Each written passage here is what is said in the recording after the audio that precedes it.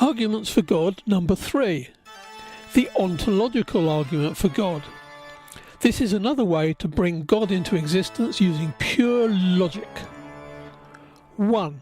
It is true by definition that God is the greatest possible being that can be imagined. 2. God exists as an idea in the mind.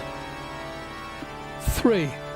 A being that exists as an idea in the mind and in reality is, other things being equal, greater than a being that exists only as an idea in the mind.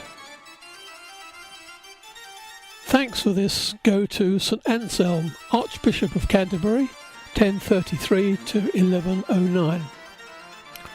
Point 1 is a definition, and it runs into a problem already. Suppose there is a being, the greatest possible being that can be imagined. Now I imagine 2 of them. That's obviously greater. This is a contradiction. Therefore there cannot be a being, the greatest possible being that can be imagined. Point 2. No, a being, the greatest possible being that can be imagined, cannot exist in the mind. See point 1 above.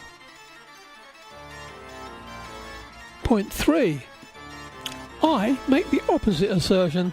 A being which only exists in the mind is greater than one that exists in the mind and reality. Why do you think St Anselm's assertion is true and not mine? And so the proof collapses. One could also argue that if something that doesn't exist created the universe, that's a lot more impressive and therefore greater than if something that does exist created the universe. And anyway, common sense tells us that you cannot make something real just by defining it as real.